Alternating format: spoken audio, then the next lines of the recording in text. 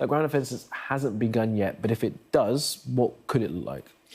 I think it will be a multiple break-in. I don't think the Israelis will try and go in at one point because they want to give Hamas nowhere to go. They want to invade in such a way that Hamas are caught in small areas, not able to move to the south. That may not be so possible because they're under great pressure for humanitarian reasons, and they seem to be concentrating on the north. And they've said that they want everybody to get south of Wadi Gaza, which is just literally halfway along the territory of the strip there at Briji. And it may be that they'll concentrate on the north, which will give Hamas somewhere to escape to in going south of the Wadi to the south. And then they'll have to do it all again in 2 or 3 weeks' time. So it's not optimum from a military point of view, but it may be this is their compromise. I'm sure they're not going to leave it much longer because you can't have a military machine like this. Biggest thing they've done since 1973, all cranked up and ready to go. You've either got to go or stand it down for logistical reasons. And in the past couple of days, the US has heavily increased its military footprint in the region. Just tell us why they've decided to do that, do you think? Yeah, and I mean, the military build-up of the United States Navy is it's not remarkable, but it's very notable. So they've got a carrier battle group already on station in the Eastern Mediterranean, just west of Israel. That's the Gerald R. Ford carrier, very big carrier with its group.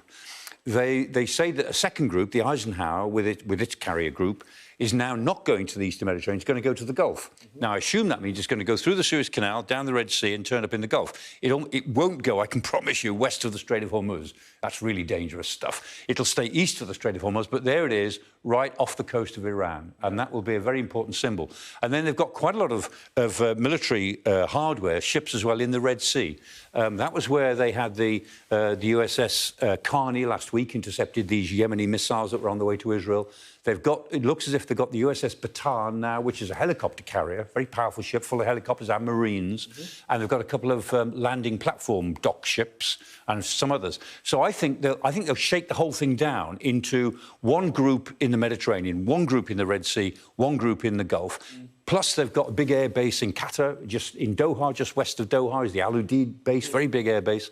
They've got lots of assets, and they've got lots of troops. If you look at who they've got already in theatre, plus the Marines they've got on the ships they're sending, I reckon they've got about at least 8,000 troops there already before they think about sending any others, troops and Marines. With the US military's history in the region, why do you think they've decided to deploy in such force? Lots of different reasons. One is that the more force you've got, the more things you can do in terms of evacuating civilians, humanitarian aid, intelligence, lots of things. You can patrol the seas. Secondly, they may feel that they need to help Israel in a particular way, the way the USS Carney did last week, intercepting missiles. But thirdly, it's deterrence. It's showing particularly Tehran, and maybe Beijing as well, that the US is there to be counted, that this is not an administration that can't do anything.